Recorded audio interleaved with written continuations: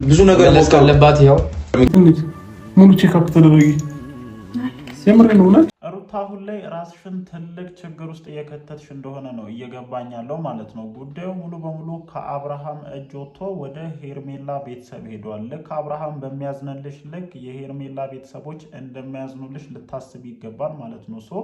አሁን ላይ ማለት ነው የሄርሜላ ቤተሰቦች ከቡታጅራ ወደ አዲስ አበባ ሄደው ሄርሜላን ማፈላለግ ጀምረዋል ማለት ነው። ይሄ እናንተ የጀመራችሁት የህፃናት ጨዋታ መጨረሻው ወደ ቤተሰብ ሄዶ ምን አይነት ችግርን እያመጣ እንደሆነ እየተገነዘባችሁ አይመስለኝም ማለት ነው። ይሄ ዳይሬክትሊ እናንተ እያደረጋችሁ ያላችሁት ነገር በሙሉ የህፃን ጨዋታ ነው። ሩታ በዚህ አይነት መንገድ ማለት ነው በዚህ አይነት መንገድ መበቀል አትችይም። ይሄ ወንጀል ነው። ወንጀል እየሰሩ ደግሞ በቀል የሚባል ነገር የለም እንደኔ ማለት ነው። ስለዚህ በአስቸኳይ እቺ ልጅ ካለችበት ቦታ አውጥታችሁ መልሳችሁ መፍታት ያለባችሁን ችግር ፈታችሁ ቢያንስ ራሳችሁን ከወንጀል ተጠያቂነት ማዳን አለባችሁ ብዬ አስባለሁ። ዳኒና ኤፍሬም ለሁለተኛ ተከታታይ ቀን በእስር ቤት እያሳለፉ ነው ማለት ነው። አሁንም ይሄ ነገር ይፋ ባልወጣ ቁጥር ነገሮች ከዚህ በላይ እየተወሳሰቡ ነው የሚሄዱት ማለት ነው። አስባችኋል? የሄርሜላ ቤተሰቦች ተነስተው ሄደው አዲስ አበባ ድረስ ሄርሜላን ወደ ማፈላለግ ሄደዋል። ከእናንተ ውጪ በሄርሜላ መጥፋት ዙሪያ ተጠያቂ ሊሆን የሚችል ሰው የለም እና እኔ ለምን ራስሽን እዚህ ትልቅ ችግር ውስጥ መክተት እንደፈለግሽ አይዶ ነው አላቅም። የምሬን ነው የምልሽ።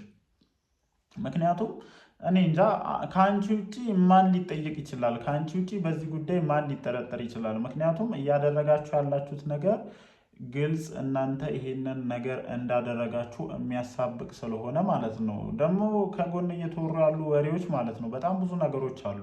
ሄርሜላ እርግዛን የጠፋችሁ ምናምን ይሄንን ሆን ብላችሁ እናንተ እያስወራችሁ እንደሆነ ነው እንደኔ እየተረዳሁኝ ያሉት ማለት ነው። እኔ አሁንም ቢሆን ወደ ልቦናሽ ተመለሽና ራስሽን ከዚህ ችግር ውስጥ አርቂ። ቀደም እንዳልኩሽ ነው አብርሃም ምናልባት የልጁ እናት ስለሆንሽ ሊያዝንልሽ ይችላል። ጨክኖ ለህግ ተጠያቂነት አንቺን አሳልፎ ላይሰጥሽ ይችል ይሆናል አላቅም። ግን የሄርሜላ ቤተሰቦች ይህንን ጉዳይ ልክ አብርሃም በያዘው መንገድ እንደማይዙት ልትረዱ ይገባል ማለት ነው። ሁላችሁም እዚህ ጉዳይ ላይ እጃችሁ ያላችሁ ሰዎች በሙሉ ይህንን ጉዳይ በዛ ልክ እንድትረዱ ፈልጋለሁ ማለት ነው። ትናንትና ከሚሮን ጋር በተያያዘ ቪዲዮ ሰርቼ ነበረ። እኔ በየትኛውም አይነት ሁኔታ ገልጾን ልንገራችሁ፣ ሚሮን እዚህ ጉዳይ ውስጥ እጇ የለበትም የሚለውን ነገር በፍጹም ልቀበለው አልችልም። በሆነ አይነት መንገድ ተባባሪ ነሽ። አሁንም ቢሆን አብርሽን አቅጣጫ ለማስቀየር የምትሰሩት ስራ እንደሆነ ነው እንደኔ እየተረዳሁኝ ያለሁት እና ነገሩ እጅግ በጣም እየተወሳሰበ ነው።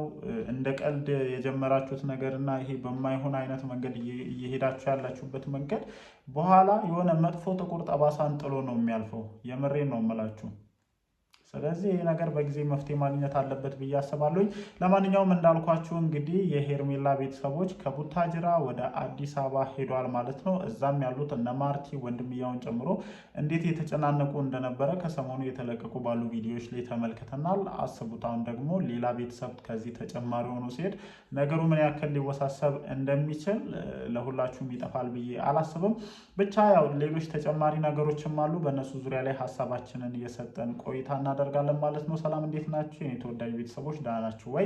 አለን እግዚአብሔር የተመሰገነ ይሁን። ዛሬም እንግዲህ በመግቢያ ላይ እንደነገርኳችሁ የሄርሜላ ቤተሰቦች የሄርሜላን መጥፋት ተከትለው ጉዳዩን ለመከታተል ከቡታጅራ ወደ አዲስ አበባ ሄደዋል። ከዛ ባሻገርም ሄርሜላ አርግዛ ነው የተደበቀችው አለች።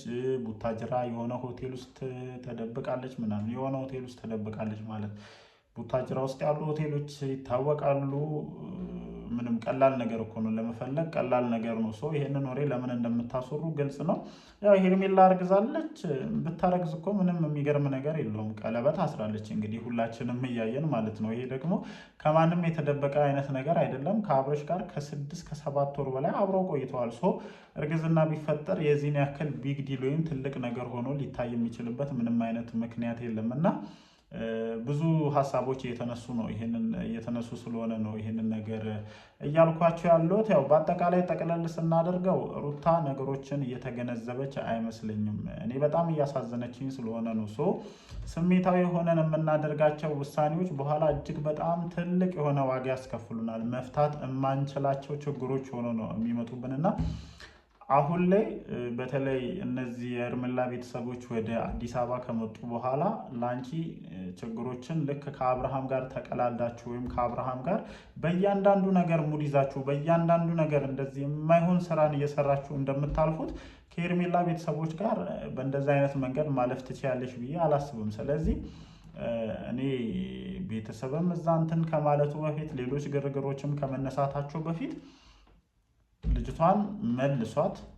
ከዛ ከአብርሃም ጋር መነጋገር ያለባችሁን ነገር ተነጋግሩ። ያው እርስ በርስ እንደዚህ አይነት እንትን ስለምትሉ ነው በነገራችን ላይ ይህንን ነገር እያልኩ ያለሁት። ተነጋገሩና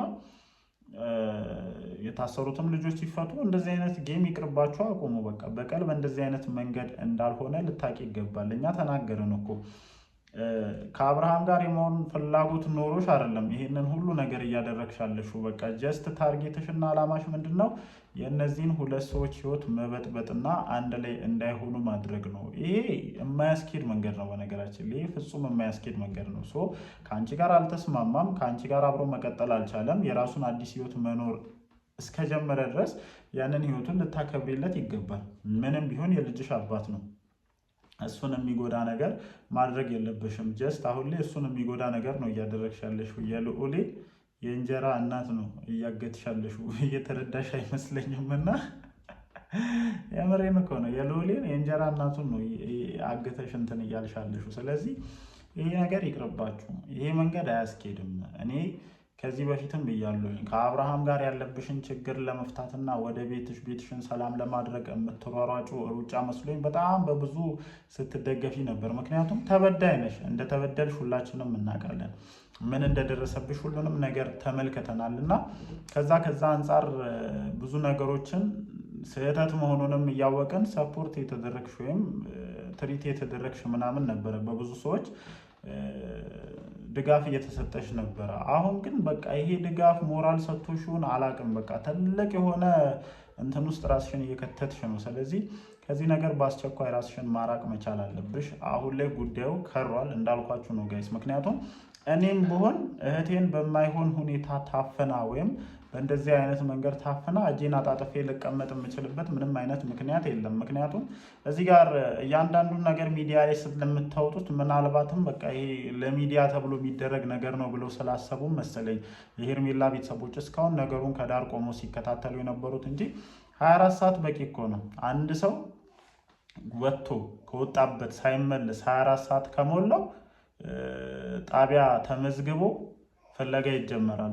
እቺ ልጅ አሁን ላይ ከተሰወረች ሳምንት የሆናት ነው ኦልሬዲ ማለት ነው አይደል? አንድ ሳምንት ሆኗታል። ስለዚህ ትልቅ ወንጀል ነው እየሰራችሁ ያላችሁት ነገር። አሁን ላይ ደግሞ በሀገርም ደረጃ እጅግ በጣም የሚያስጠይቅና መንግስት ራሱ የተፈተነበት ያለበት ነገር ስለሆነ መወጣት የማትችይበት ችግር ውስጥ በሆይ ሆይ ይሄ እነ ዳኒ እነ ኤፍሬምን ሰምተሽ የማይሆን ጣጣ ውስጥ ራስሽን የከተትሽ ስለሆነ ራስሽን ከዚህ ነገር ማራቅ አለብሽ ብዬ አስባለሁኝ።